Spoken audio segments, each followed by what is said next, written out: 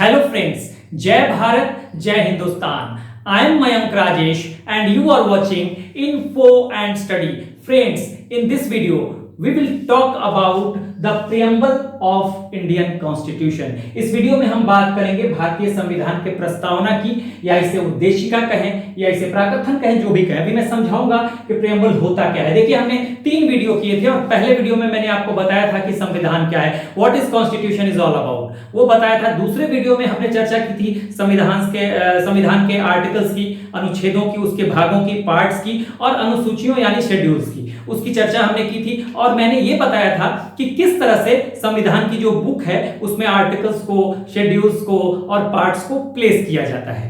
ठीक है, कैसे अरेंज किया जाता है वो हमने समझा था दूसरे वीडियो में। और तीसरे वीडियो में हमने सोर्सेज की बात की थी कि हमारे कॉन्स्टिट्यूशन के सोर्सेज क्या है, यानी कि इंपॉर्टेंट प्रोविजंस जो है वो किस किस देश के कॉन्स्टिट्यूशन से लिए गए हैं। जैसे पार्लियामेंट्री सिस्टम ब्रिटेन से ले लिया गया, रिटन कॉन्स्टिट्यूशन का जो प्रोविजन है वो यूएसए से लिया गया, आपका फंडामेंटल राइट्स यूएसए से लिया गया, डायरेक्टिव प्रिंसिपल आपका लिया गया आयरलैंड से। इस तरह से अलग अलग प्रोविजन अलग अलग देशों के कॉन्स्टिट्यूशन से लिए गए, ये हमने जान लिया था।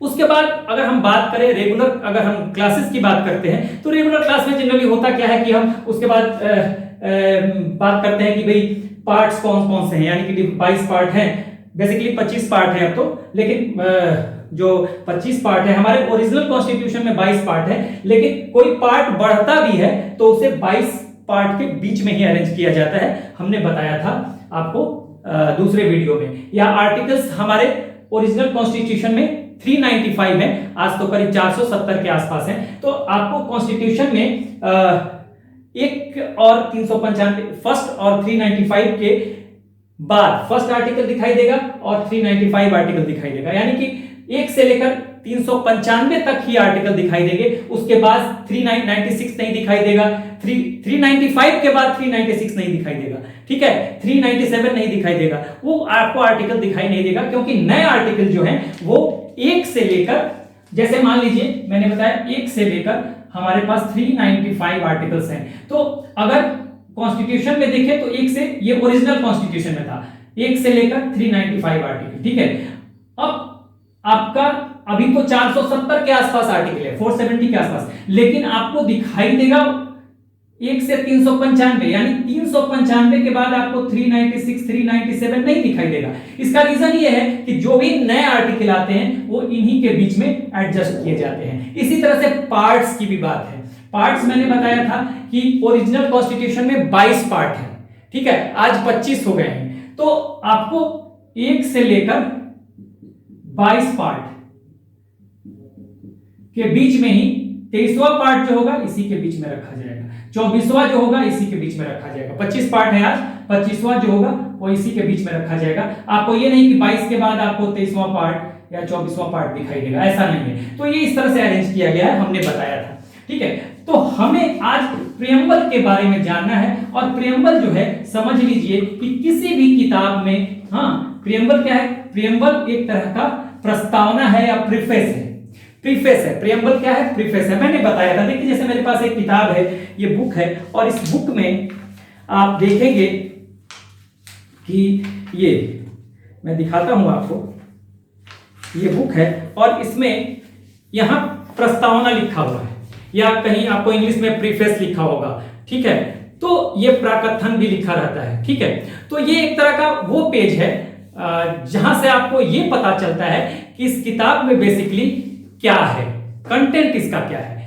प्राकथन हो, उद्देशिका हो, या हम कहें प्रीफेस हो, एक तरह का इंट्रोडक्शन है, इंट्रोडक्टरी पेज है कि उस किताब में क्या कंटेंट्स हैं, ठीक है, किस तरह के कंटेंट्स हैं, उनका नेचर क्या है। तो वो सब चीजें आपको पहले प्रीफेस वाले पेज पे मिलता है। तो प्रियम्बल एक तरह का प्रीफेस है हमारे कॉन्स्टिट्यूशन की जो किताब है, जो कि रिटन कॉन्स्टिट्यूशन है, लिखित संविधान है हमारा। तो ये एक तरह का क्या है? प्रीफेस है, जहां से आपको ये पता चलता है कि इस संविधान में, हमारे भारतीय संविधान में क्या क्या है, उसका उद्देश्य क्या है, हाँ, उसमें कंटेंट क्या क्या है, उसका नेचर क्या है, वो सब इसी पेज से आपको पता चलेगा। मैं फिलहाल इस किताब को रखता हूं और फिर हम आगे बढ़ते हैं। देखिए, प्रियम्बल के बारे में हम बात करें, मैंने अभी बताया कि ये एक तरह का इंट्रोडक्टरी पेज है, प्राकथन है, या हम कहें कि प्रीफेस है। ठीक है, प्रियम्बल जो है एक तरह से देख लीजिए, आपके स्क्रीन पर आ रहा है, ये प्रियम्बल का एक पेज है जो आपके स्क्रीन पे आ रहा है, आप इसे पहले देख लीजिए। इस तरह का फॉर्मेट होता है, ठीक है, प्रियम्बल का। यहां जो हमने प्रियम्बल लिखा हुआ है उसमें देखिए क्या है, क्या लिखा हुआ है।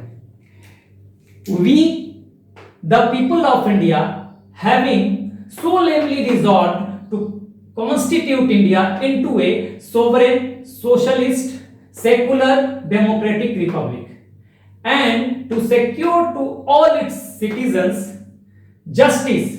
किस तरह की justice? Social, economic and political, liberty of thoughts, expression, belief, faith and worship, equality of status and of opportunity and to promise among them all fraternity. ठीक है, अभी मैं समझाऊंगा सारा, पहले एक बार पढ़ ले। Assuming the dignity of the individual and the unity and integrity of the nation in our Constituent Assembly this 26th day of November 1949 do hereby adopt, enact and give to ourselves this Constitution। ठीक है, तो क्या लिखा हुआ है ये पूरा आपने देख लिया। ये लैंग्वेज बिल्कुल हूबहू यही है। उस पेज पे भी देखिए, जो पेज अभी मैंने दिखाया था, नेट पे मिल जाएगा, और आप चाहें तो आप हिंदी वाला वर्जन भी आप देख लें। ठीक है, हिंदी वाला वर्जन भी देख लीजिए। प्रियम्बल का हिंदी वर्जन कुछ इस तरह से है। हम भारत के लोग भारत को एक संपूर्ण प्रभुत्व संपन्न समाजवादी पंथ निरपेक्ष लोकतंत्रात्मक गणराज्य बनाने के लिए तथा उसके समस्त नागरिकों को सामाजिक, आर्थिक और राजनीतिक न्याय, विचार, अभिव्यक्ति, विश्वास, धर्म और उपासना की स्वतंत्रता, प्रतिष्ठा और अवसर की समता प्राप्त कराने के लिए तथा उन सब में व्यक्ति की गरिमा और राष्ट्र की एकता और अखंडता सुनिश्चित कराने वाली बंधुता बढ़ाने के लिए दृढ़ संकल्प होकर अपनी इस संविधान सभा में आज तारीख 26 नवंबर 1949 ईस्वी को एतद द्वारा इस संविधान को अंगीकृत, अधिनियमित और आत्म अर्पित करते हैं।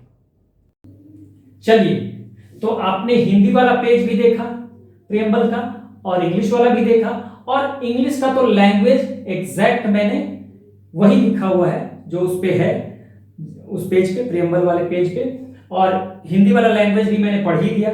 ठीक है, अब यहां से हम शुरू करते हैं कि प्रियम्बल है क्या। जैसा मैंने बताया, किसी भी किताब का एक प्रस्तावना होता है, उसका प्रीफेस होता है, अभी मैंने दिखाया भी आपको। उसी तरह से कॉन्स्टिट्यूशन की भी एक किताब है, और उसका प्रस्तावना जो है, या कहें प्रीफेस जो है, वो प्रियम्बल है।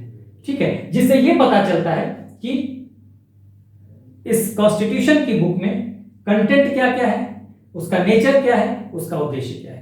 किसी भी किताब का जो प्रीफेस होता है उसका मकसद भी यही होता है कि वो बताता है कि उस किताब में किस तरह का कंटेंट है, उस कंटेंट का नेचर क्या है, और उस कंटेंट का ऑब्जेक्टिव क्या है। ठीक है, तो प्रियम्बल भी वही है। अब समझते हैं कि प्रियम्बल जो है वो लिया कहां से गया। देखिए, मैंने ये बताया था कि जो पिछला वीडियो आप देखेंगे पॉलिटी का, सोर्सेज ऑफ इंडियन कॉन्स्टिट्यूशन, भारतीय कॉन्स्टिट्यूशन के डिफरेंट प्रोविजंस अलग अलग देशों के कॉन्स्टिट्यूशन से लिए गए। ठीक है, जब हमारे संविधान निर्माता संविधान बनाने के लिए बैठे, कॉन्स्टिट्यूशन बनाने के लिए बैठे, तो हमारा तो अपना संविधान था नहीं, पहले हम ब्रिटिश रूल के अंडर में थे। ठीक है, तो ब्रिटिशर्स हमारे यहां शासन कर रहे थे, लेकिन जब संविधान बनाने की नौबत आई और संविधान सभा को ये पावर दिया गया कि वो कॉन्स्टिट्यूएंट असेंबली को, यानी संविधान सभा को, कि वो भारत के संविधान का निर्माण करे, तो हमारे संविधान निर्माताओं ने क्या किया कि अलग अलग देशों के संविधानों को देखा, उनका अध्ययन किया, उनका स्टडी किया, और फिर जो बेस्ट पार्ट है हमारे देश के हिसाब से, जो हमारे देश को सूट करता था, उस पार्ट को उठाया और हमारे कॉन्स्टिट्यूशन में उसको समाहित कर लिया। ठीक है, यही हुआ था। तो प्रियम्बल जो है ये भी कहीं से लिया गया, कहां से लिया गया, ये लिया गया यूएसए के कॉन्स्टिट्यूशन से। हाँ, यूनाइटेड स्टेट ऑफ अमेरिका के कॉन्स्टिट्यूशन से ये लिया गया। देखिए, यूएसए ने सबसे पहली बार प्रियम्बल इंट्रोड्यूस किया, उसके बाद बहुत सारे देशों ने अपने कॉन्स्टिट्यूशन में प्रियम्बल का पेज जो है वो इंट्रोड्यूस किया। भारत ने प्रियम्बल का जो प्रोविजन है वो यूएसए से लिया है, ये आपको ध्यान रखना चाहिए। अच्छा, अब प्रियम्बल कैसे अडॉप्ट किया गया, मैंने आपको बताया, पहले बताया था लास्ट वीडियो में, कि जब पावर ट्रांसफर करने की बात आई, पहले भारत ब्रिटिश रूल के अंडर था। हाँ, ब्रिटिशर्स यहाँ पे शासन चला रहे थे, लेकिन सेकेंड वर्ल्ड वॉर के बाद क्या हुआ कि पावर ट्रांसफर करने की बात आई। जब पावर ट्रांसफर करने की बात आई तो ब्रिटेन के प्रधानमंत्री ने यहाँ पर एक कैबिनेट मिशन भेजा, और कैबिनेट मिशन भेजा जिसमें 3 लोग थे, AB Alexander, Lord Pethick Lawrence और स्टैफर्ड क्रिप्स, और इस मिशन को कहा गया कैबिनेट मिशन। ठीक है, कैबिनेट मिशन इसलिए कि ये ब्रिटेन के 3 मंत्री थे, ठीक है ना, ब्रिटिश सरकार के 3 मंत्री थे, तो वो आए थे भारत।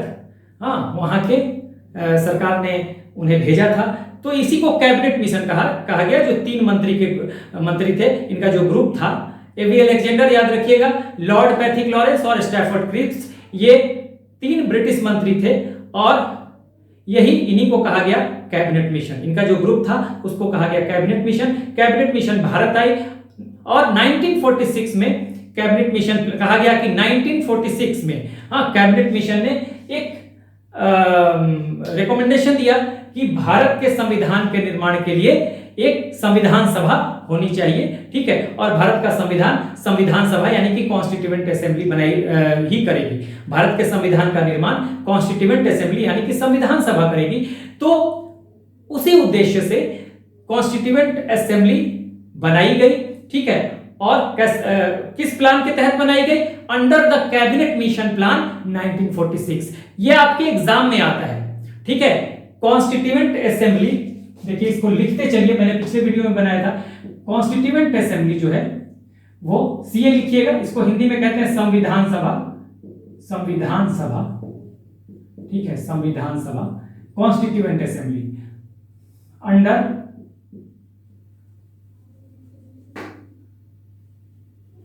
constituted under या formed under cabinet mission plan 1946। ये आपके एग्जाम में आता है। संविधान सभा, हाँ, आता है कि संविधान सभा किस प्लान के तहत इसको फॉर्म किया गया, कॉन्स्टिट्यूएंट असेंबली को या संविधान सभा को, तो under the cabinet mission plan 1946। और ये कैबिनेट मिशन क्या था? मैंने बताया, कैबिनेट मिशन 3 मंत्रियों का एक समूह था, जिसमें ब्रिटेन के 3 मंत्री थे, AB Alexander, Lord Pethick Lawrence और स्टैफर्ड क्रिप्स। ठीक है, उसे लिख नहीं रहा हूं मैं क्योंकि पिछले वीडियो में मैंने बताया था, बस ये सीक्वेंस बनाने के लिए मैं लिख रहा हूं। तो ये बात हो गई। अब कॉन्स्टिट्यूएंट असेंबली की पहली मीटिंग बैठती है, देखिएगा 3 मीटिंग हुई थी, समझ लीजिएगा, बस समझते जाइएगा। फर्स्ट मीटिंग 9 दिसंबर 1946, हाँ, आप 9 दिसंबर कर लीजिए। सेकेंड मीटिंग हुई 11 दिसंबर 1946। थर्ड मीटिंग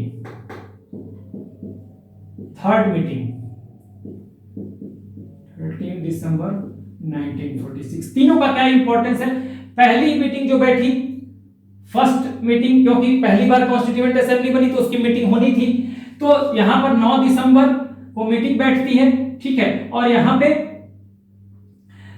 जो सबसे एजेड मेंबर थे कॉन्स्टिट्यूएंट असेंबली के, सच्चिदानंद सिन्हा, उनको अस्थायी अध्यक्ष चुना जाता है। मैंने बताया था कि कोई भी अगर मीटिंग करनी है तो उसके लिए एक अध्यक्ष का होना जरूरी है, वही संचालन करेगा। ठीक है, तो आज कैसे है? आज पार्लियामेंट चलता है तो वहां स्पीकर होता है। आपको राज्य पार्लियामेंट में अगर लोकसभा में स्पीकर होता है, ठीक है, अगर राज्यसभा है तो वाइस प्रेसिडेंट उसके सभापति होते हैं, चेयरमैन होते हैं, तो वही संचालन करेंगे। तो ऐसे ही कोई भी मीटिंग होगी तो एक चाहिए चेयरमैन। तो सच्चिदानंद सिन्हा चूंकि सबसे एजेड थे, उनको बना दिया गया और उनके संचालन में मीटिंग हुई और उस मीटिंग में 11 दिसंबर को डॉक्टर राजेंद्र प्रसाद को परमानेंट चेयरमैन बना दिया जाता है कॉन्स्टिट्यूएंट असेंबली का। ठीक है, ये कॉन्स्टिट्यूएंट असेंबली की बात मैं कर रहा हूं, संविधान सभा की। ये मैंने पिछले वीडियो में पूरा डिटेल बताया है। ठीक है, ये डॉक्टर राजेंद्र प्रसाद को बना दिया गया। ठीक है, उसके बाद बी.आर. अम्बेडकर इसके ड्राफ्टिंग कमेटी के चेयरमैन बने, ड्राफ्टिंग कमेटी बना, जिस बी.आर. अम्बेडकर ने पूरा संविधान लिखा। ठीक है, तो ड्राफ्टिंग कमेटी के चेयरमैन यानी प्रारूप समिति के चेयरमैन बी.आर. अम्बेडकर थे। उन्हें फादर ऑफ इंडियन कॉन्स्टिट्यूशन कहा जाता है, याद रखिएगा। ठीक है, अब 3 दिसंबर ये थर्ड मीटिंग होती है 13 दिसंबर 1946 को। 13 दिसंबर 1946 को तीसरी मीटिंग होती है और यहीं पर ऑब्जेक्टिव रिजोल्यूशन जो है, ऑब्जेक्टिव रिजोल्यूशन रखा जाता है बाई 13 को बाई जवाहरलाल नेहरू। ठीक है, JLN मैंने लिखा है, जवाहरलाल नेहरू द्वारा रखा जाता है ये प्रपोजल। अब देखिए, ये प्रपोजल रखा जाता है, लेकिन बहुत दिन तक ये प्रपोजल, ये क्या था ऑब्जेक्टिव रिजोल्यूशन, इसमें एक तरह का डायरेक्टिव्स था। ठीक है, इसमें वो बातें बताई गई थी कि हमारा संविधान किस तरह से होना चाहिए, हमारा जो संविधान बनेगा वो किस तरह से बनना चाहिए, उसमें क्या क्या प्रोविजन होने चाहिए। ये ऑब्जेक्टिव रिजोल्यूशन में था, जो कि प्रस्तुत किया था जवाहरलाल नेहरू ने, टेबल किया था वहां पे कॉन्स्टिट्यूएंट असेंबली के यानी संविधान सभा की तीसरी बैठक में, थर्ड मीटिंग में 13 दिसंबर 1946। लेकिन आपको पता है कि मुस्लिम लीग जब संविधान सभा बैठी थी तो मुस्लिम लीग ने पूरे संविधान सभा का बहिष्कार किया था। तो यहां पर वेट किया जाता है कि मुस्लिम लीग ज्वाइन कर लेगी। 20 जनवरी 1947 तक, 20 जनवरी 1947 तक, ठीक है, इंतजार किया जाता है कि मुस्लिम लीग ज्वाइन करे, हाँ, भाग ले कॉन्स्टिट्यूएंट असेंबली के प्रोसीडिंग्स में। लेकिन मुस्लिम लीग पार्टिसिपेट नहीं करती। तब जाकर 22 जनवरी 1947 को जो ऑब्जेक्टिव रिजोल्यूशन है ये एडॉप्ट कर लिया जाता है। ठीक है, ऐसे लिखिए, एडॉप्टेड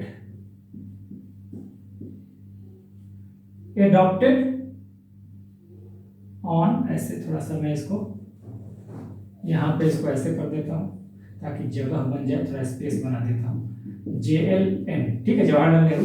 और ऑब्जेक्टिव रिजोल्यूशन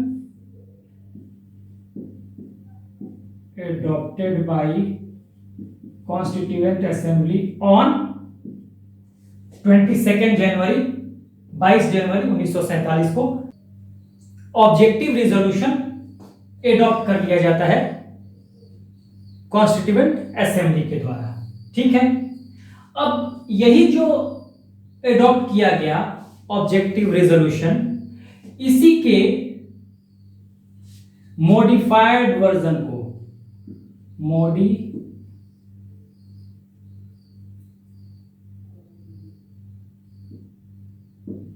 मॉडिफाइड वर्जन,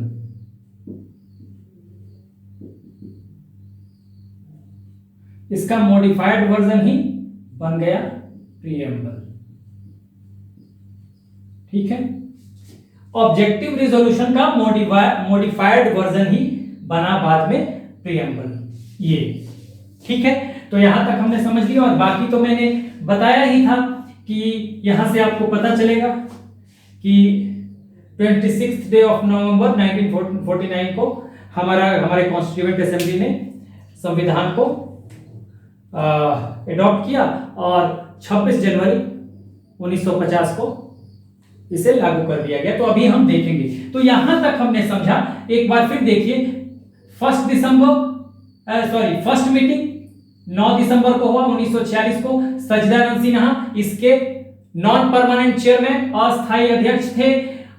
इनके अंडर मीटिंग होती है, इनके संचालन में मीटिंग होती है। और डॉक्टर राजेंद्र प्रसाद को फिर 11 दिसंबर को 1946 को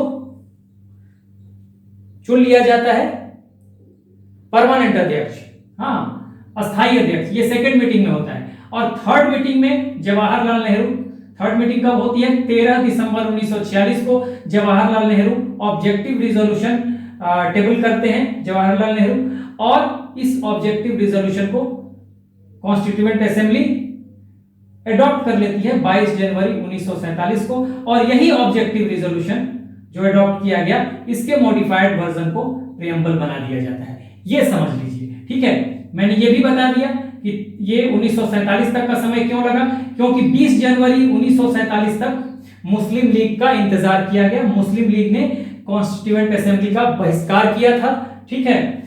तो इंतजार किया गया कि कहीं शामिल हो, कहीं शामिल हो, लेकिन वो 20 जनवरी 1947 तक जब मुस्लिम लीग शामिल नहीं होती, तो 22 जनवरी 1947 को इसे एडॉप्ट कर लिया जाता है, इसे ऑब्जेक्टिव रिजोल्यूशन को। और यही इसी का मॉडिफाइड वर्जन बनता है प्रियम्बल, या हिंदी में कहें उद्देशिका या प्रस्तावना, किसका? संविधान का, ठीक है। तो यहां तक हमने समझ लिया कि प्रियम्बल बना कैसे। अब आइए आगे देखते हैं। देखिए, अगर हम देखें तो यहीं से पहली बात तो हमने यहां पर समझा कि यूएसए से लिया गया, ठीक है।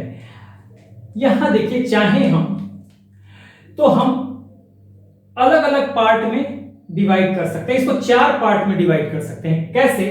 देखिए, we the people of India having solemnly resolve to constitute India into a sovereign socialist secular democratic republic and to secure to all its citizens, ठीक है, जस्टिस लिबर्टी इक्वालिटी फ्रेटर्निटी, ये नहीं पढ़ रहा हूं अभी, ठीक है, पढ़ दिया था।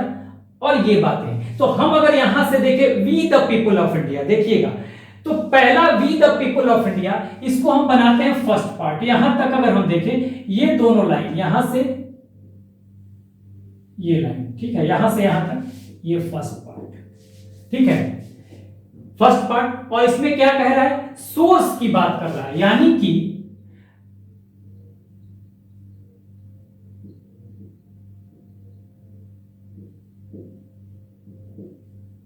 सोर्स क्या है, भारतीय संविधान का में जो प्रोविजन बनाए गए हैं उसका सोर्स क्या है, ठीक है।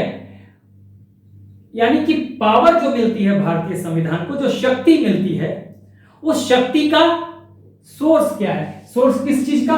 पावर का, ठीक है। ये कहां से मिलती है? पहली बात देखिए, we the people of India, ठीक है, देखिएगा ये वाला line, we the people of India कहां से मिलती है? People of India. पहली बात समझते रहिएगा।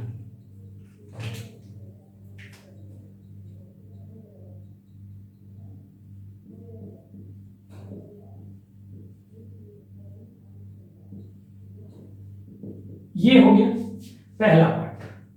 दूसरे पार्ट में अगर हम देखें तो sovereign socialist secular democratic Republic, ये लाइन जो है, ये लाइन आपको देता है सेकेंड पार्ट, ये लाइन सेकेंड पार्ट देता है। और सेकेंड पार्ट क्या बताता है? सेकेंड पार्ट पहले पार्ट में हमने डिवाइड किया, दूसरे पार्ट में, और ये बताता है नेचर ऑफ द कॉन्स्टिट्यूशन, प्रकृति कैसी है, ठीक है। हम सबको डिफाइन करूंगा अभी मैं। सोवरेन है, सोशलिस्ट है, सेकुलर है, डेमोक्रेटिक है और रिपब्लिक है।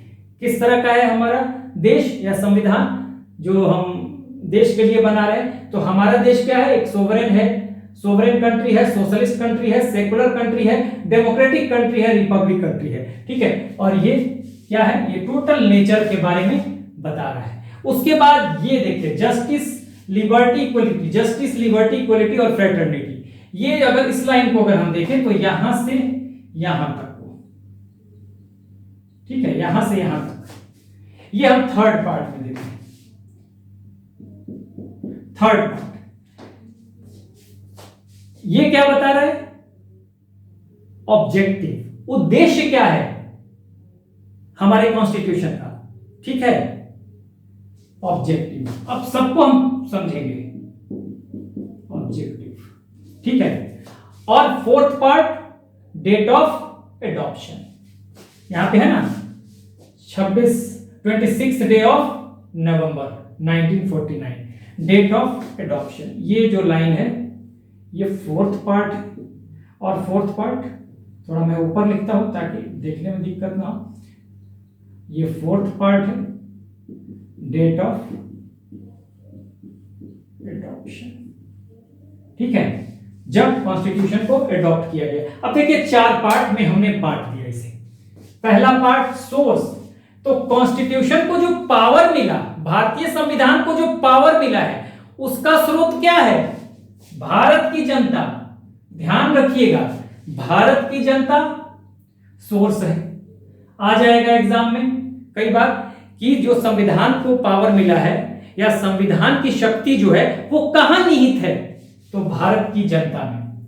नेचर क्या है? तो नेचर में आपके ये शब्द आएंगे, sovereign, socialist, secular, democratic, Republic. सबको अभी मैं डिफाइन करूंगा, तो यहां आप इसको लिख सकते हैं, नेचर में ये सारे शब्द, ठीक है। ऑब्जेक्टिव में ये सारे शब्द, जस्टिस, लिबर्टी, इक्वलिटी, फ्रेटर्निटी, ठीक है। और डेट ऑफ एडॉप्शन तो यहां पे चौथे पार्ट में।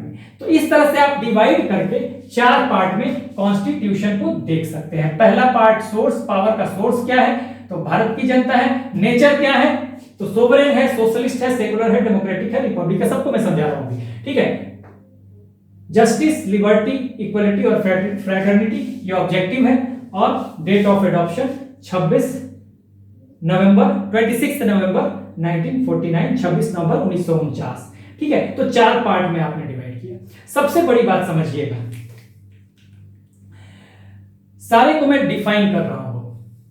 सोवरेन, ये तो हमने समझ ही लिया, पावर कहां निहित है संविधान का? तो लोगों में, देश की जनता में। अब समझिएगा सोवरेन, सोवरेन को अगर हम हिंदी में कहेंगे तो संप्रभु। हाँ, सोवरेंटी, संप्रभुता। हमारा देश है SSSR, ध्यान दीजिएगा, SSS, sovereign, socialist, secular, democratic, Republic, SSSR। आप याद रखिए SSSR, ठीक है। तो SSSR देखिए, नेचर में मैं बता रहा हूं, SSS पहले था शुरुआती दौर में, ओरिजिनल कॉन्स्टिट्यूशन में समझिएगा, ओरिजिनल जब कॉन्स्टिट्यूशन था तो ये SDR था, ठीक है। लेकिन अब जो है, ठीक है, प्रेजेंट SSSR। ध्यान दीजिएगा, SDR में ये 2 S नहीं थे, और ये 2 S कौन से हैं? ये 2 S नहीं थे, ये 2 S शुरुआती दौर में सोवरेन डेमोक्रेटिक रिपब्लिक सिर्फ था। ध्यान दीजिएगा, सोवरेन डेमोक्रेटिक रिपब्लिक, शुरुआती दौर में ये सोवरेन, ये डेमोक्रेटिक और ये रिपब्लिक, यानी ये दोनों वर्ड नहीं थे, सोशलिस्ट और सेकुलर नहीं थे। जो मूल संविधान है, जब इसे एडॉप्ट किया गया और लागू किया गया, उस समय सोशलिस्ट और सेकुलर जैसा वर्ड संविधान में नहीं था, इसलिए उस समय सिर्फ था सोवरेन डेमोक्रेटिक रिपब्लिक। उस समय भारत था सोवरेन डेमोक्रेटिक रिपब्लिक। अब सारे शब्द का मतलब समझिए। सोवरेन मैंने कहा सोवरेंटी, सोवरेंटी से आया सोवरेन यानी कि संप्रभु, सोवरेंटी संप्रभुता। सोवरेन का अगर हिंदी मतलब देखिए, हिंदी से ज्यादा अच्छा समझ में आएगा, संप्रभु, स्वयं प्रभु।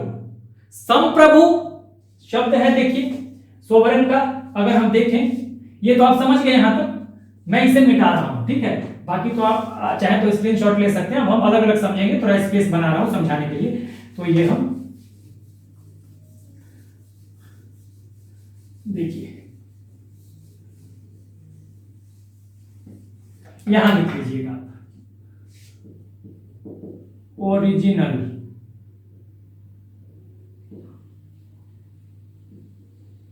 कॉन्स्टिट्यूशन में क्या था? ओरिजिनल कॉन्स्टिट्यूशन में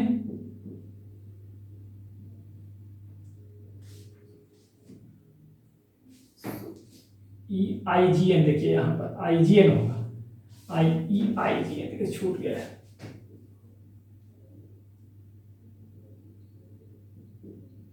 सोवरेन, ध्यान दीजिएगा छूट गया होगा। सोवरेन, सोवरेन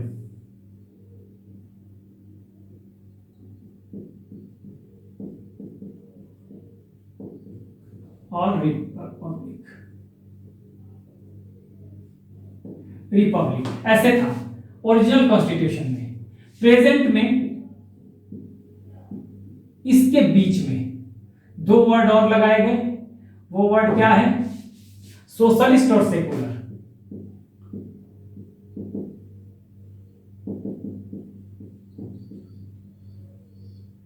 ठीक है, ये लगाए गए।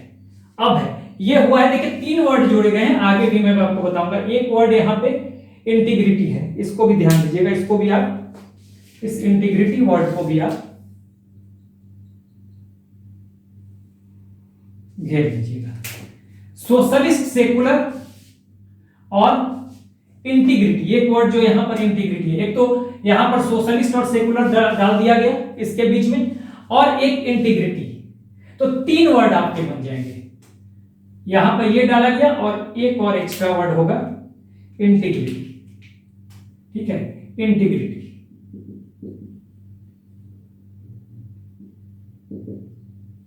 तो ये जो सारे वर्ड है ना, 3 वर्ड, ये कॉन्स्टिट्यूशन में ऐड किए गए हैं, added by 42nd amendment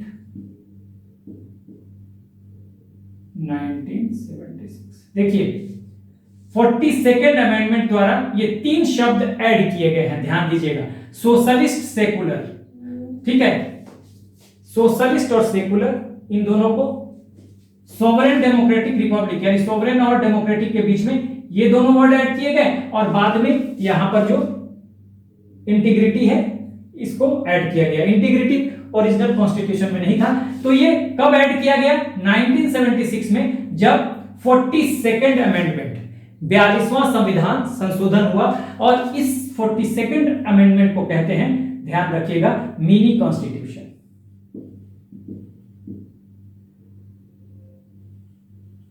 mini constitution इसे कहते हैं। क्यों? क्योंकि इसमें बहुत सारे अमेंडमेंट हुए थे। यह अमेंडमेंट इमरजेंसी के दौरान हुआ था और प्रधानमंत्री इंदिरा गांधी थी। ध्यान रखिएगा, इमरजेंसी के दौरान यह अमेंडमेंट हुआ था। भारत में उस समय इमरजेंसी था और यह अमेंडमेंट किया गया था, इंदिरा गांधी उस समय प्रधानमंत्री थी। ठीक है, यह ध्यान रखिएगा। तो यहां अब आइए, ये बातें आपने समझ ली कि 3 शब्द जोड़े गए। ओरिजिनल कॉन्स्टिट्यूशन में सोशलिस्ट शब्द नहीं था, सेकुलर नहीं था और इंटीग्रिटी नहीं था। ये तीनों शब्द जोड़े गए हैं कब? एडेड बाय 42nd अमेंडमेंट 1976, 1976 में 42वां संविधान संशोधन किया गया। उसके द्वारा ये 3 शब्द जोड़े गए और 42वें संशोधन को कहते हैं मिनी कॉन्स्टिट्यूशन। हाँ, मिनी कॉन्स्टिट्यूशन आ जाता है एग्जाम में। मिनी कॉन्स्टिट्यूशन किसे कहते हैं? तो 42वें संविधान संशोधन को कब किया गया? 1976 में। कौन था प्रधानमंत्री उस समय? इंदिरा गांधी। नोट कीजिएगा। ठीक है, अब आएंगे, यहां तक हमने बता दिया आपको। अब एक एक वर्ड को देखते हैं।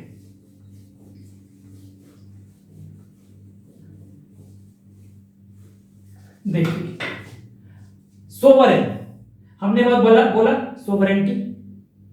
सोवरेंटी का मतलब क्या होता है हिंदी में? संप्रभुता। सोवरेन मतलब संप्रभु। ठीक है, सोवरेन मतलब संप्रभु, मतलब स्वयं प्रभु। ठीक है, आई एम द गॉड, स्वयं प्रभु, आई एम द गॉड, यानी अपना भाग्य विधाता हम खुद हैं। हमारे इंटरनल मैटर में कोई बाहर का व्यक्ति, बाहर का देश इंटरफेयर नहीं करेगा। हम खुद अपना कानून बनाते हैं और खुद उसको हम उस कानून के तहत अपने घर की रक्षा करने के लिए हम खुद जो हैं सक्षम हैं। घर की रक्षा करने का मतलब अपने राष्ट्र के लिए। हमारे देश में अगर कोई डिसीजन होगा, हाँ, तो उसके लिए हमारे प्रधानमंत्री हैं, अमेरिका का राष्ट्रपति नहीं लेगा, पाकिस्तान का प्रधानमंत्री नहीं लेगा हमारे बारे में डिसीजन। ठीक है, हमारे लिए खुद नीति तय करेगा। हमारी गृह नीति कौन तय करेगा? हमारे लिए गृह मंत्री बैठे हुए हैं सेंटर में। ठीक है, फॉरेन मिनिस्टर हैं, डिफेंस मिनिस्टर हैं, यानी सब पे निर्णय हम खुद लेंगे। कोई बाहरी शक्ति, कोई एक्सटर्नल पावर हमारे मामले में इंटरफेयर नहीं कर सकता। स्वयं प्रभु। ठीक है ना, अभी कुछ दिनों पहले जब प्रधानमंत्री गए थे अमेरिका, और वहां पे शायद ये चर्चा हुई थी कि उस समय डोनाल्ड ट्रंप थे राष्ट्रपति, तो उन्होंने कहा था कि कहीं मतलब इनडायरेक्टली उन्होंने इंडिकेशन दिया था कि कश्मीर मामले में वो हस्तक्षेप कर सकते हैं। तो मोदी ने दो टूक कहा था कि हम अपने इंटरनल मैटर में किसी को हस्तक्षेप नहीं करने देते। ध्यान रखिएगा, यानी सोवरेंटी की बात हो गई। सोवरेन हैं हम, संप्रभु हैं, स्वयं प्रभु हैं। I am the God. हम अपनी नीति बनाएंगे। ठीक है, और अपना भला बुरा हम समझते हैं, कोई बाहरी ताकत इसमें इंटरफेयर नहीं करेगी। सोशलिस्ट, अब देखिए सोशलिस्ट जो वर्ड है, ठीक है, सोशलिस्ट जो हम फ्री हैं यहाँ, इसका मतलब हम फ्री हैं, अपना देश चलाने के लिए फ्री हैं, हम अपना कानून बनाने के लिए फ्री हैं, किसी का इंटरफेरेंस हमको नहीं चाहिए। सोशलिस्ट, अब सोशलिस्ट का मतलब समझिएगा, ये सोशलिस्ट जो वर्ड है हमारे यहां डेमोक्रेटिक सोशलिज्म है। समझिएगा, दो तरह का सोशलिज्म होता है। सोशलिस्ट वर्ड अगर हम कहें, एक एक वर्ड को मैं डिफाइन करूंगा। ठीक है, सोशलिस्ट, सोशलिस्ट। अब सोशलिज्म की, सोशलिस्ट वर्ड है, हम यहां पे सोशलिज्म ले रहे हैं। हमारे यहां देखिए दो तरह के सोशलिज्म होते हैं, एक होता है डेमोक्रेटिक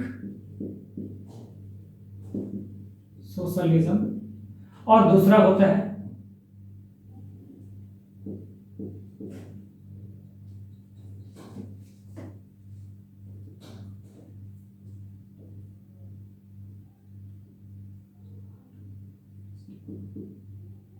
कम्युनिस्टिक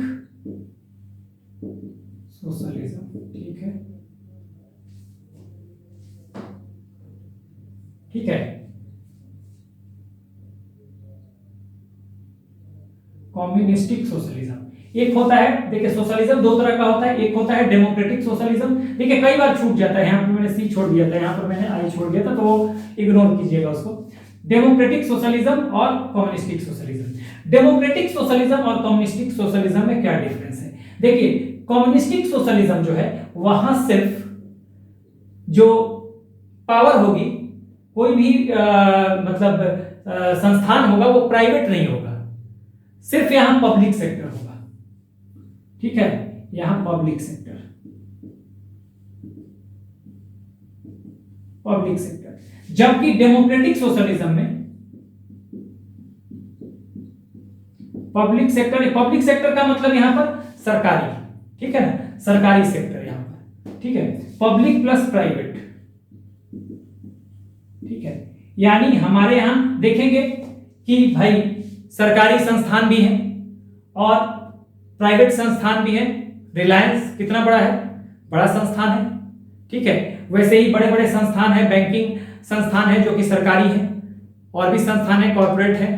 तो सरकारी संस्थान भी है और प्राइवेट संस्थान भी हैं। तो इसको कहते हैं बेसिकली, अगर जहां पे प्राइवेट और पब्लिक दोनों तरह के संस्थान रन कर रहे हो, उसको कहते हैं मिक्स्ड इकोनॉमी।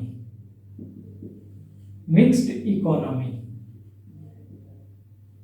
ठीक है, अब इससे आपको अंदाजा लग जाएगा। कम्युनिस्टिक सोशलिज्म जहां पर सिर्फ सरकारी संस्थान हो, गवर्नमेंट सेक्टर। पब्लिक सेक्टर का मतलब गवर्नमेंट सेक्टर। ठीक है, डेमोक्रेटिक में गवर्नमेंट सेक्टर भी होगा और प्राइवेट सेक्टर्स भी होंगे।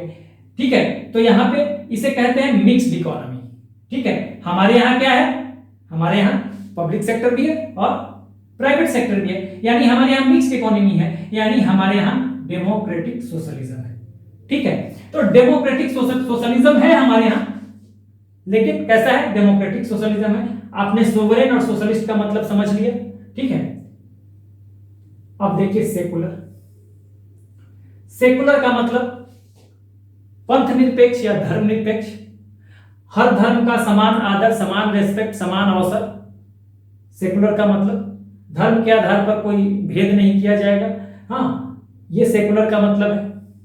डेमोक्रेटिक प्रजातांत्रिक, ठीक है ना, डेमोक्रेटिक प्रजातांत्रिक। अब हमारे यहां कहते हैं भाई किस तरह की डेमोक्रेसी है। डेमोक्रेसी दो तरह की होती है, एक होती है डायरेक्ट, दूसरी होती है इनडायरेक्ट। अब अगर हम प्रैक्टिकल देखें तो हम कहेंगे कि भाई हमारे यहाँ क्या है, किस तरह की डेमोक्रेसी है। तो दिखता तो दोनों है, मैंने पहले वीडियो में ये बताया था कि डायरेक्ट इनडायरेक्ट दोनों दिखता है। कहीं आप कंफ्यूज मत होइएगा कि मैं कह रहा हूं कि हमारे यहाँ डायरेक्ट इनडायरेक्ट दोनों है, नहीं। अगर व्यवहार में देखें तो दिखता दोनों है, लगता है कि दोनों तरह का है, ठीक है। जैसे कि अगर हम लोकसभा के लिए या विधानसभा के लिए वोट करने जाते हैं तो खुद जाते हैं वोट करने, यानी अपना रिप्रेजेंटेटिव हम खुद चुन रहे हैं। तो ये एक तरह से डायरेक्ट चुन रहे हैं, वहां पे लगता है कि डायरेक्ट डेमोक्रेसी है भी, ठीक है। अगर इनडायरेक्ट को देखें तो राष्ट्रपति का चुनाव हम खुद देने नहीं जाते, हमारे द्वारा चुने गए रिप्रेजेंटेटिव या तो लोकसभा के मेंबर या विधानसभा के जो मेंबर है वो लोग जाकर चुनते हैं, एमपी और एमएलए, ठीक है। हमने उनको चुन के भेजा है, ठीक है। तो वो जाके लोकसभा और राज्यसभा दोनों के, राज्यसभा का चुनाव नहीं होता डायरेक्ट, वो भी इनडायरेक्ट होता है। राष्ट्रपति का चुनाव इनडायरेक्ट होता है, राष्ट्रपति के चुनाव में हम नहीं जाते, हमारे द्वारा चुने गए रिप्रेजेंटेटिव जाते हैं, वोट कर देते हैं, ठीक है। और वो माना जाता है कि इनडायरेक्टली हम वोट कर रहे हैं। तो देखा जाए तो डायरेक्ट वोटिंग कहां है, लोकसभा का चुनाव जब होता है, जैसे प्रधानमंत्री बनाने की बात हो, ठीक है, तो प्रधानमंत्री हम डायरेक्ट नहीं बनाते, हम क्या करते हैं अपने अपने रिप्रेजेंटेटिव चुनते हैं, रिप्रेजेंटेटिव हम डायरेक्ट चुनते हैं। लेकिन प्रधानमंत्री जब चुनने की बात आएगी तो हम वहां नहीं जाएंगे, हमारे द्वारा चुने गए रिप्रेजेंटेटिव, हाँ, क्या करेंगे, जो सबसे बड़ी पार्टी उभर के आएगी वो अपना लीडर चुन लेंगे लोकसभा में, वो प्रधानमंत्री बन जाएगा, ठीक है। तो ये होता है कि हम वोटिंग के समय जो कुछ जगह पे है, चाहे विधानसभा हो या फिर लोकसभा हो, वहां वोटिंग तो डायरेक्ट करते हैं अपने रिप्रेजेंटेटिव को चुनने के लिए, लेकिन फिर प्रधानमंत्री चुनने में हमारा डायरेक्ट रोल नहीं है। या फिर जब कोई कानून बनता है वहां हमारा डायरेक्ट रोल नहीं है, यानी कि वहां हमारे द्वारा चुने गए रिप्रेजेंटेटिव जाकर संसद में या विधानसभा में कानून बनाएंगे हमारे लिए, ठीक है। तो देखिए, अगर व्यवहार में देखें तो हम देखते हैं कि भाई रिप्रेजेंटेटिव चुनने में डायरेक्ट डेमोक्रेसी की बात आती है, कानून बनने में या प्रधानमंत्री चुनने में या राष्ट्रपति चुनने में इनडायरेक्ट लगता है, अप्रत्यक्ष चुनाव होता है वो, उसमें हम डायरेक्टली पार्टिसिपेट नहीं करते, ठीक है। इसका मतलब ये है कि अगर देखें तो कानून बनाने में खासकर हमारा रिप्रेजेंटेशन नहीं है डायरेक्टली, ठीक है ना। तो जहां रिप्रेजेंटेटिव गवर्नमेंट है, ठीक है ना, हमारी सरकार यहां क्या करती है, हमने उनको चुन के भेज दिया लोगों को, फिर वहां पे रिप्रेजेंटेटिव ने प्रधानमंत्री या मुख्यमंत्री चुना, प्रधानमंत्री देश के लिए, राज्य के लिए मुख्यमंत्री। अब वो लोग मिलकर हमारे लिए कानून बना रहे हैं, तो हम वहां डायरेक्ट नहीं है कानून बनाने के लिए, ठीक है। तो इस तरह से रिप्रेजेंटेटिव डेमोक्रेसी हो गया, और रिप्रेजेंटेटिव डेमोक्रेसी को कहते हैं इनडायरेक्ट डेमोक्रेसी। डायरेक्ट डेमोक्रेसी कहां पे है, स्विट्जरलैंड जैसे, उस पर मैं कभी अलग वीडियो बनाऊंगा इस पे, ठीक है, समझाने के लिए आपको। तो डायरेक्ट डेमोक्रेसी आपको स्विट्जरलैंड में, वहां पे क्या है, कानून बनाने में लोगों का, वहां की जनता का डायरेक्ट पार्टिसिपेशन होता है, यहां वैसा नहीं है। तो एक तरह से हम देखें तो हमारा डेमोक्रेटिक सेटअप थोड़ा डिफरेंट है, हम अपने रिप्रेजेंटेटिव को तो डायरेक्ट चुनते हैं लोकसभा के लिए या विधानसभा के लिए, तो वहां लगता है कि व्यवहार में डायरेक्ट डेमोक्रेसी है। लेकिन फिर जब हम राष्ट्रपति के चुनाव के लिए जाते हैं, या जब प्रधानमंत्री का चुनाव होता है, या जब कोई कानून बनता है, तो उसमें हमारा डायरेक्ट पार्टिसिपेशन नहीं है। इसलिए कहते हैं कि हमारे यहां डेमोक्रेसी है, लेकिन क्या है, इनडायरेक्ट डेमोक्रेसी है, ठीक है ना। तो आप ध्यान रखिएगा, अगर आ जाए एग्जाम में, ठीक है, अगर एग्जाम में आ जाए कि हमारे यहां किस तरह की डेमोक्रेसी है, तो रिप्रेजेंटेटिव डेमोक्रेसी है, और रिप्रेजेंटेटिव डेमोक्रेसी को हम कहते हैं इनडायरेक्ट डेमोक्रेसी। देखिए, रिप्रेजेंटेटिव डेमोक्रेसी हमारे यहां किस तरह की है, अगर हम बात करें किस तरह का डेमोक्रेटिक सेटअप है, हमारे यहां इनडायरेक्ट डेमोक्रेसी है। कानून हम डायरेक्ट जाके नहीं बनाते, कानून बनता है संसद में, कौन बनाता है, हमारे द्वारा चुने गए रिप्रेजेंटेटिव, ठीक है। प्रधानमंत्री हम डायरेक्ट नहीं बनाते, हम रिप्रेजेंटेटिव चुनते हैं लोकसभा के लिए, लोकसभा के रिप्रेजेंटेटिव अलग अलग पार्टियों से जाकर, जो सबसे बड़ी पार्टी होती है, हाँ, वो लोग जाकर अपना नेता चुन लेंगे और सबसे बड़ी पार्टी का नेता ही प्रधानमंत्री हो जाता है। वैसे ही राज्य में होता है मुख्यमंत्री के लिए। यानी कि डायरेक्ट पार्टिसिपेशन हमारा ना प्रधानमंत्री चुनने में है, ना कोई कानून बनाने में है, इसलिए हमारे यहाँ इनडायरेक्ट डेमोक्रेसी है। इस पे हम कभी एक अलग वीडियो करेंगे, डायरेक्ट और इनडायरेक्ट डेमोक्रेसी पे। तो 4 वर्ड हमने अच्छे से समझ लिए। रिपब्लिक, अब देखिए ये बहुत इंपॉर्टेंट वर्ड है, रिपब्लिक। रिपब्लिक की अगर हम बात करें तो रिपब्लिक का मतलब होता है इलेक्टेड हेड ऑफ स्टेट।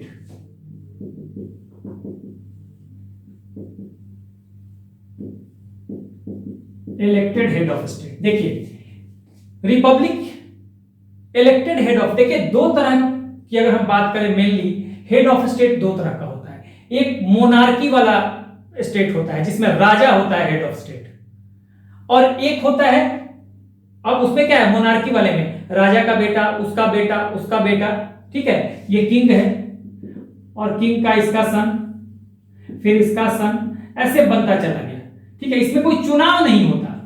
लेकिन यहां हेड ऑफ स्टेट जो है, जो डेमोक्रेटिक सेटअप होता है जनरली, हालांकि इंग्लैंड में भी है डेमोक्रेटिक सेटअप, लेकिन वहां क्या है, इंग्लैंड में मोनार्की है। हेड ऑफ स्टेट वहां का कौन है, क्वीन, अभी एलिजाबेथ है, तो क्वीन या फिर कौन, राजा। क्वीन का मतलब क्या है, मोनार्की ही तो है, राजतंत्र ही तो चल रहा है। अब उनके बेटे या बेटी कोई बनेगा आगे, ठीक है ना। लेकिन हमारे यहां नहीं है, हमारे यहां टॉप मोस्ट पोस्ट वहां का क्या हो गया, देश का टॉप मोस्ट पोस्ट वही क्वीन वाला पोस्ट हो गया, और प्रधानमंत्री है। लेकिन हमारे यहां प्रधानमंत्री तो है, लेकिन जो इलेक्टेड, जो हेड ऑफ स्टेट है, यानी कि जो राष्ट्रपति है, वो चुना गया है। यानी मोनार्की में क्या होता है, जो टॉप मोस्ट पोस्ट होता है देश का, वो राजा होता है। लेकिन रिपब्लिक में जो टॉप मोस्ट पोस्ट होगा, वो कौन होगा, कोई इलेक्टेड व्यक्ति होगा। और हमारे यहां कौन है elected head of state, top most post हमारे यहां राष्ट्रपति का है, ठीक है। और उसे क्या किया जाता है, इलेक्ट किया जाता है। इसलिए हमारे यहां का जो रिपब्लिक है, कई बार एग्जाम में इलेक्टेड हेड ऑफ स्टेट का मतलब यहां पर समझ, ऐसे इसको लिखिए, elected head of state, elected head of state. अब इलेक्टेड हेड ऑफ स्टेट हमारे यहां कौन होता है, प्रेसिडेंट। इसलिए कई बार एग्जाम में आ जाता है हमारे यहां Republic means elected PM, elected president, elected CM, इस तरह की चीजें आ जाएंगी। यानी कि आप रिपब्लिक का मतलब हमारे यहां इलेक्टेड प्रेसिडेंट, ठीक है ना, इलेक्टेड हेड ऑफ स्टेट। और हमारे यहां इलेक्टेड हेड ऑफ स्टेट कौन है, इलेक्टेड हेड ऑफ स्टेट है हमारे यहां प्रेसिडेंट, राष्ट्रपति, ठीक है। तो रिपब्लिक का मतलब भारत के संदर्भ में इलेक्टेड प्रेसिडेंट, ध्यान रखिएगा, टॉप मोस्ट पोस्ट इलेक्टेड होना चाहिए। अब ध्यान रखिए, बहुत लोग कंफ्यूज हो जाते हैं कि हमारे यहां, हमारे डेमोक्रेटिक सेटअप में टॉप मोस्ट पोस्ट बहुत लोगों को लगता है प्रधानमंत्री का है, क्योंकि वो ज्यादा एक्टिव दिखता है हमारा प्रधानमंत्री। लेकिन ध्यान रखिएगा, प्रधानमंत्री हमेशा हेड ऑफ द गवर्नमेंट होता है, हेड ऑफ स्टेट नहीं होता।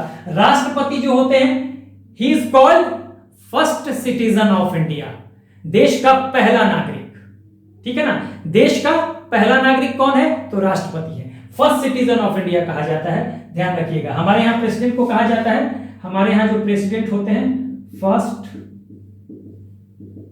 सिटीजन ऑफ द कंट्री,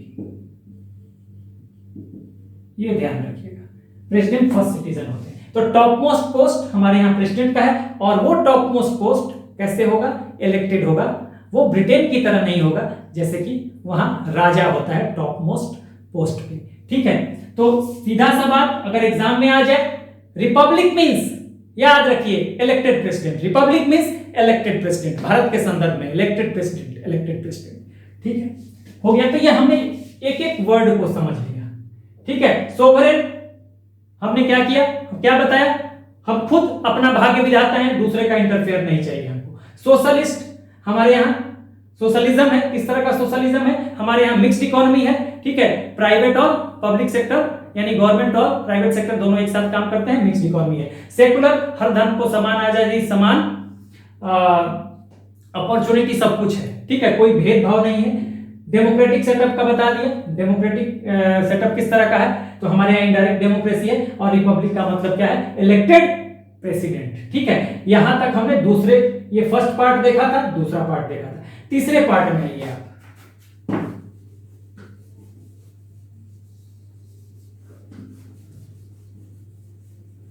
बस समझते जाइए इसको। यहां क्या कह रहे हैं, जस्टिस, न्याय, किस तरह का justice, social, economic and political. अब सबको देखिए, जस्टिस का मतलब न्याय, किस तरह का, अब इसका हिंदी में बता दूं, सोवरेन बता दिया, सोशलिस्ट का मतलब समाजवाद, ठीक है, सेकुलर का मतलब पंथनिरपेक्ष, डेमोक्रेटिक का मतलब प्रजातांत्रिक, और रिपब्लिक का मतलब गणराज्य, हिंदी में गणराज्य। ठीक है, जस्टिस मतलब न्याय।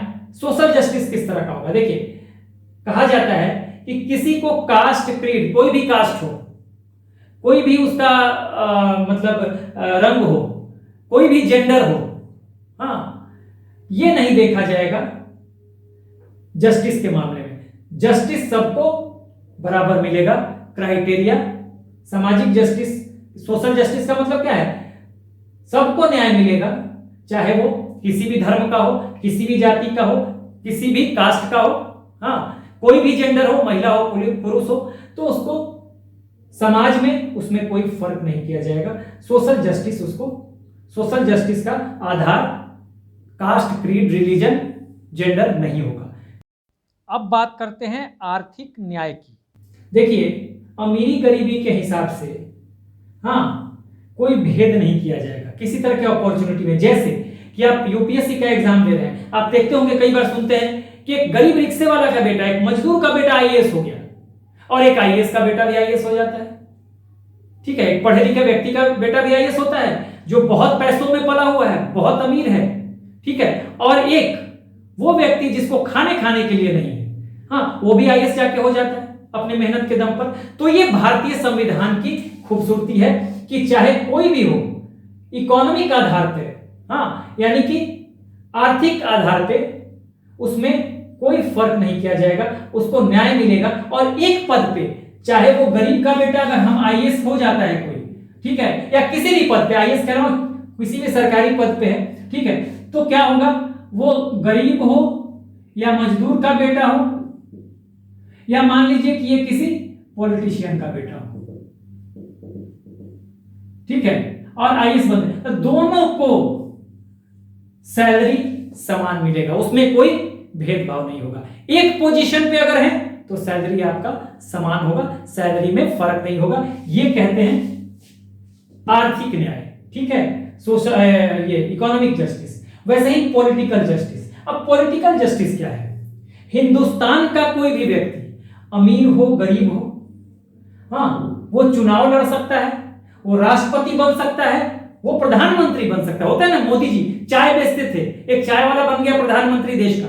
तो यही पॉलिटिकल जस्टिस है, भेदभाव नहीं है, अमीर आदमी भी बन सकता है प्रधानमंत्री, गरीब आदमी भी बन सकता है। ठीक है, केवल उसको कुछ क्राइटेरिया फुलफिल करना है। तो ये आप ध्यान रखिए, कोई रुकावट नहीं है किसी के प्रधानमंत्री, राष्ट्रपति, मिनिस्टर, सांसद बनने में, हाँ, कोई रुकावट नहीं है, अमीरी गरीबी कुछ भी। पॉलिटिकल राइट्स उसका बिल्कुल अक्षुण्ण रहेगा, यानी कि इंटैक्ट रहेगा। ठीक है, अब आइए लिबर्टी। लिबर्टी क्या है भाई, लिबर्टी ऑफ थॉट्स, विचारों की लिबर्टी, अभिव्यक्ति की भी, एक्सप्रेशन, अभिव्यक्ति, बिलीफ यानी कि विश्वास, फेथ, धर्म, एंड वर्शिप, उपासना, पूजा। देखिए, आप अपने विचारों को लेकर आपको स्वतंत्रता है, ठीक है, एक्सप्रेशन को लेकर अभिव्यक्ति की स्वतंत्रता है। आप भारत में प्रधानमंत्री तक का क्रिटिसिज्म कर सकते हैं। आप देखते होंगे मुख्यमंत्री, प्रधानमंत्री, राष्ट्रपति, सबका क्रिटिसिज्म हो जाता है, डेमोक्रेटिक सेटअप है। हम किसी के बारे में, हाँ, उसको भी एक दायरे में बुला, हम गाली गलौज नहीं कर सकते, लेकिन हाँ, उनकी नीतियों का विरोध किया जा सकता है। ठीक है, तो यही कहा जाता है थॉट्स। और थॉट्स विचार, विचार क्या है, हमारा विचार कोई भी हो सकता है, हम किसी पर, हम कोई भी पॉलिटिकल व्यू रख सकते हैं। ठीक है, राजनीतिक विचारधारा हमारी कोई हो सकती है, चाहे कांग्रेस की हो सकती है, चाहे बीजेपी की हो सकती है, या किसी और पार्टी की हो सकती है राजनीतिक विचारधारा, उस पर कोई रोक नहीं लगा सकता। यही लिबर्टी है। एक्सप्रेशन क्या है? हम अभिव्यक्ति कर सकते हैं। अगर हम किसी से नाराज हैं, सरकार की नीतियों से नाराज है, प्रधानमंत्री से नाराज है, मुख्यमंत्री से नाराज है, तो उनका विरोध हो सकता है। ठीक है। बिलीफ एंड फेथ मतलब कोई भी धर्म अपना सकते हैं। ठीक है, कोई भी धर्म अपना सकते हैं। वर्शिप अपने मन से, हमें आजादी है पूजा पाठ का, उपासना का। लोग मंदिर भी जाते हैं, मस्जिद भी जाते हैं, गिरजाघर भी जाते हैं और चर्च भी जाते हैं। वही चर्च एक ही हो गया, चर्च गिरजाघर। ठीक है, तो ये उपासना या वर्शिप की भी लिबर्टी है आपको। अब देखिए इक्वलिटी, किस तरह की equality? Of status and of opportunity. देखिए कानून की नजर में पहली बात कि इक्वलिटी बिफोर लॉ है। कानून की नजर में सब लोग बराबर हैं, अमीर हो या गरीब, सबको समान रूप से कानून उनकी रक्षा करेगी जरूरत पड़ने पर। ठीक है, कानून की नजर में कोई भी हो उसकी रक्षा कानून बराबर करेगी। ठीक है, एक समान। दूसरी ऑफ अपॉर्चुनिटी, यहां कहते हैं भाई आपको इक्वल अपॉर्चुनिटी भी है, अमीर हो गरीब हो। ठीक है, अमीर हो गरीब हो कोई भी हो, उसको अवसर समान मिलेगा। मैंने बताया ना अभी कि कोई लेबर का बेटा है या कोई आईएएस का बेटा है, कोई राजनीतिक पॉलिटिशियन का बेटा है, कोई बिजनेसमैन का बेटा है। अगर हम सरकारी एग्जाम के लिए जा रहे हैं, आईएएस के लिए, बैंकिंग एग्जाम के लिए और डिफेंस के लिए, वहां सबको बराबर मौका दिया जाएगा। ये नहीं होगा कि किसी गरीब के बेटे को आईएएस बनने का अवसर नहीं मिलेगा। ठीक है, ठीक है, वो भी आईएएस बन सकता है और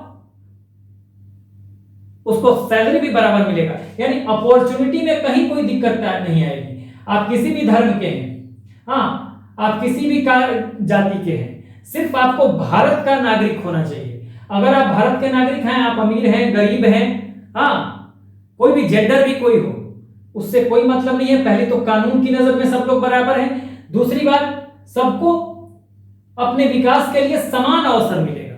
समान अवसर जॉब में, नौकरी में, राजनीति में। होता है ना कि गरीब आदमी का बेटा प्रधानमंत्री बन जाता है। मोदी, अभी मैंने बताया, मोदी जी कहते थे चाय बेचते थे मोदी जी और प्रधानमंत्री बन गए। ठीक है, तो कोई प्रधानमंत्री भी बन सकता है, कोई आईएएस बन सकता है, कोई पुलिस ऑफिसर बन सकता है। ठीक है, कोई फॉरेन सर्विस में जा सकता है।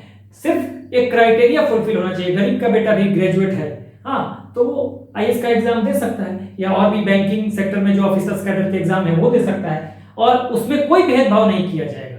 ठीक है, तो ये समान अवसर की बात है।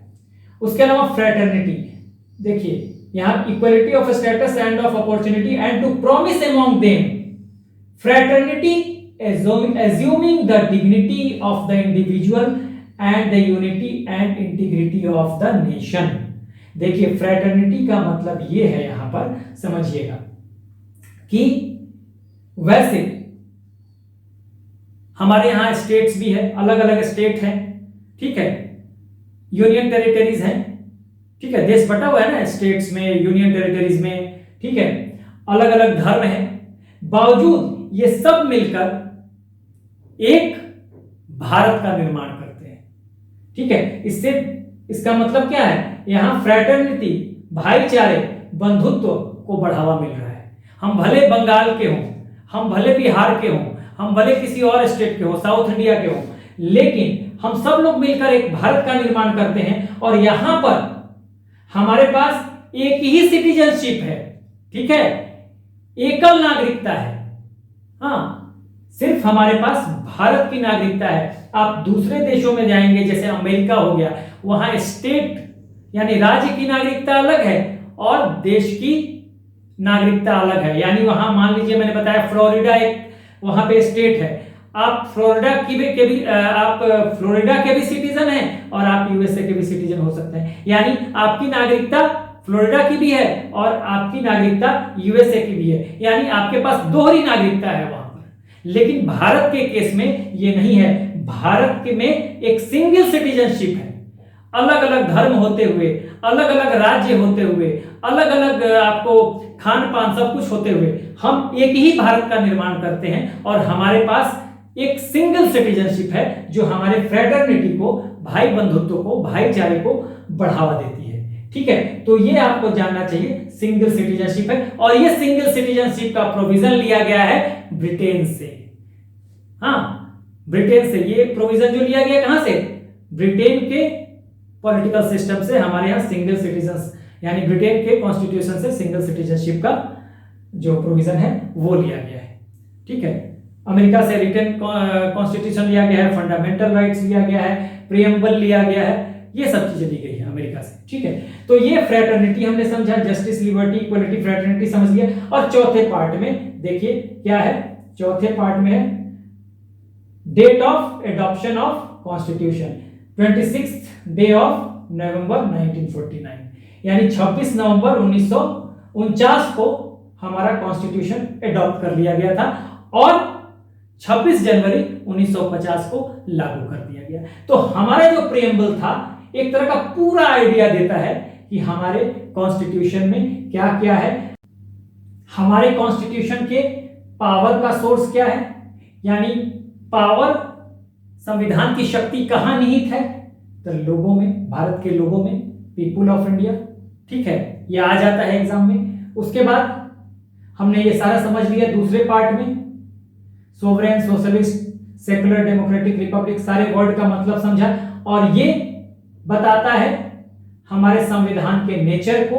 ठीक है, ये जो है जस्टिस, लिबर्टी, इक्वलिटी और फ्रेटर्निटी संविधान के ऑब्जेक्टिव को बताता है, और डेट यहां पे हमें मिलता है संविधान के एडॉप्शन का, जब संविधान को एक्सेप्ट कर लिया गया, एडॉप्ट कर लिया गया। तो ये पूरा है। अब कुछ और बातें हैं उससे हम समझ लेते हैं, जैसे कुछ केसेस हैं, बस थोड़ा सा है वो समझ लीजिए। प्रीएम्बल के बारे में, प्रीएम्बल के बारे में कुछ इंपॉर्टेंट बात है, जैसे सुप्रीम कोर्ट के कुछ केसेस हैं। पहला केस लेते हैं। ठीक है, देखिए बेरूबारी केस है, बेरूबारी केस है, ये था 1960 का। 3 केसेस को आप देख लीजिए। उसके बाद केशवानंद केस है, ये 1973 का है। ठीक है, उसके बाद तीसरा case union government versus LIC। ठीक है, ये 1995 का केस। अब देखिए यहां पे है बेरूबारी केस में सुप्रीम कोर्ट ने यह कहा था कि बेरूबारी केस में सुप्रीम कोर्ट का यह कहना था, supreme court SC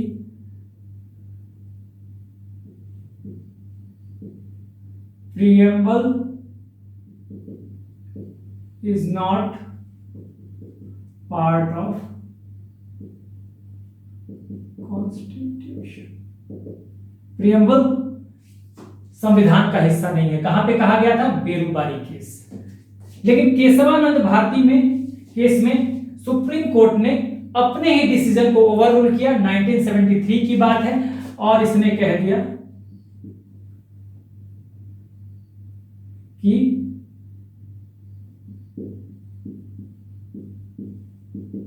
is part of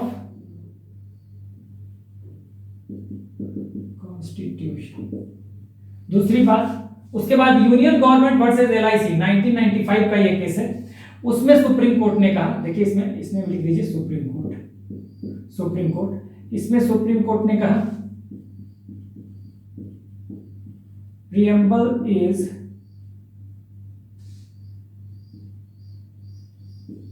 the integral part of constitution। ठीक है, तो 3 बातें आपको याद रखनी है। एक तो बेरूबारी केस कब का है? 1960 का। इसमें सुप्रीम कोर्ट ने कहा प्रीएम्बल संविधान का हिस्सा नहीं है, preamble is not part of constitution. ठीक है, दूसरे केस में उसने कहा 1973 में अपने ही डिसीजन को क्या किया? चेंज कर दिया, ठीक है, ओवर रूल किया, और उसने कहा सुप्रीम कोर्ट ने कि preamble is part of constitution. ठीक है, ध्यान रखिएगा, बेरूबारी केस में कहा नहीं है पार्ट, लेकिन केशवानंद भारती केस था, इसमें कहा कि ये 1973 का केस है, सुप्रीम कोर्ट ने माना कि प्रियम्बल जो है वो कॉन्स्टिट्यूशन का पार्ट है। और तीसरी बात, यूनियन गवर्नमेंट वर्सेस LIC 1995 में यही बात सुप्रीम कोर्ट ने कही कि preamble is the integral part of the constitution.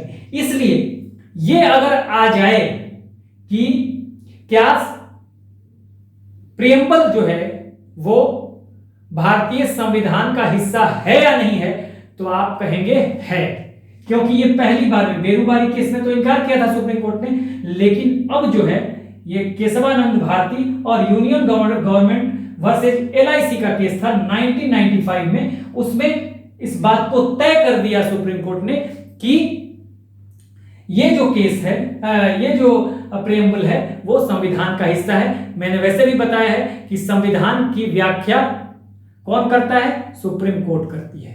ठीक है, कानून की व्याख्या डिस्प्यूट हो जाए किसी मामले को लेकर, किसी कानून को लेकर, किसी बिल को लेकर, तो वो सुप्रीम कोर्ट उसकी व्याख्या करती है उन सब चीजों की।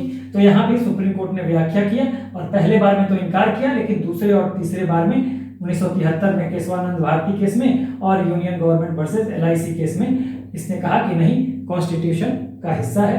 तो ये कई बार एग्जाम में आ जाता है कि बेरूबारी केस में क्या कहा, हाँ, और इन दोनों केस में क्या कहा, तो आपको दोनों याद रखना पड़ेगा। बेरूबारी केस में इनकार किया कि संविधान, ये प्रियम्बल जो है वो संविधान का हिस्सा नहीं है, लेकिन केशवानंद भारती और यूनियन गवर्नमेंट वर्सेस LIC वाले केस में कहा कि इंटीग्रल पार्ट है। और आज हम आंसर करेंगे तो यही करेंगे कि संविधान का हिस्सा है क्या, प्रियम्बल। तो ये चीजें हमने देख ली। वैसे तो ये तो एक स्पेसिफिक चीज है, ये बेरूबारी केस या केशवानंद भारती केस, ये बहुत बड़ी चीज है, ये तो एक छोटा सा हिस्सा है संविधान वाला, कि संविधान का पार्ट है कि नहीं प्रियम्बल। ये मैटर और भी है इसमें तो, और बड़ा मैटर है। इसको हम कभी बेरूबारी केस पे और केशवानंद भारती केस पे अलग से वीडियो करके इस पे हम चर्चा करेंगे कि क्या है एग्जैक्टली। ये तो एक छोटा सा पार्ट है उसका। ठीक है, तो ये समझ लीजिए। तो यहां हमने 2-3 चीजें आपको याद रखनी है।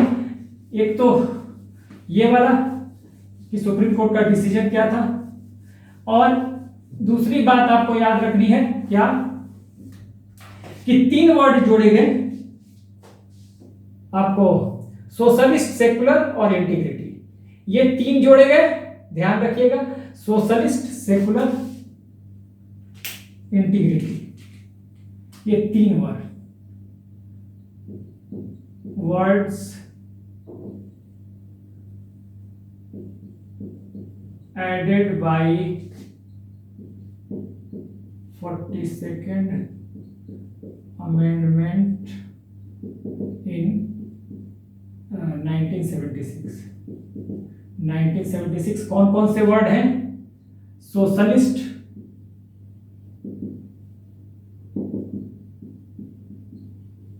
सेकुलर और इंटीग्रिटी। ये वर्ड तीनों जोड़े गए, इनको आप याद रखिएगा। देखिए पहले सिर्फ यहां तक था, पहले ध्यान दीजिएगा, पहले यहां पे लिखा हुआ है ना, यूनिटी ऑफ द नेशन था, इंटीग्रिटी नहीं था। पहले सिर्फ था यूनिटी ऑफ द नेशन, लेकिन बाद में 76 में जब 42nd अमेंडमेंट हुआ तो उसमें unity and integrity of the nation कर दिया गया। ठीक है, तो ये आपको ध्यान रखना है। और ये कब हुआ था 42nd अमेंडमेंट, इंदिरा गांधी के समय, इमरजेंसी का टाइम था, तो उस समय ये 42nd अमेंडमेंट हुआ। और 42nd अमेंडमेंट को कहते हैं मिनी कॉन्स्टिट्यूशन, ये मैंने अभी अभी बता दिया था। तो ये चीजें जो है प्रियम्बल के लिए मिनी कॉन्स्टिट्यूशन, ये आपको याद रखना है।